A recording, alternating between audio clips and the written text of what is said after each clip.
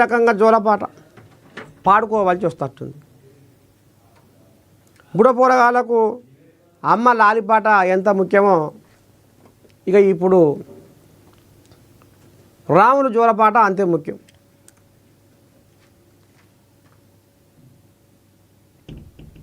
తోడబుట్టిన తోడువని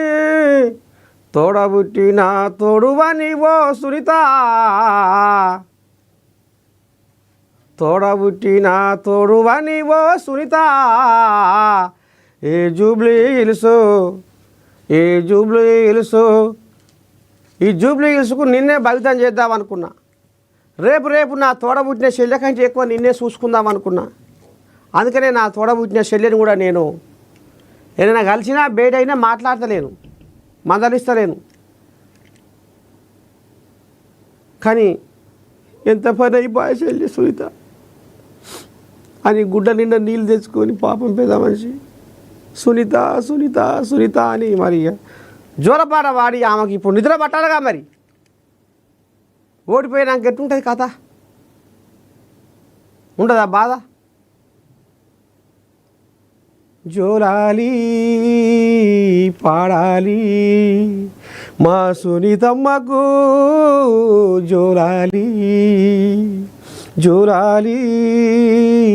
పాడాలి మా సునీతమ్మకు, జోలాలి మీరంతా వాడాలి.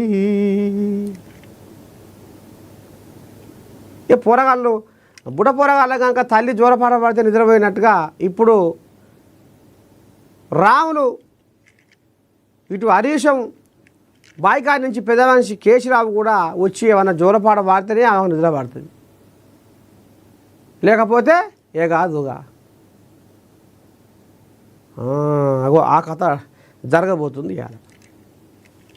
అంటే అర్థమైందిగా గెలుపు ఎవరితో. రేవంత్ మీద దీవం మీదనే ఉండట. అయితే ఇంట్లో కొంతమంది ఇక వాళ్ళని ఏమనాలో అసలు ఇప్పుడు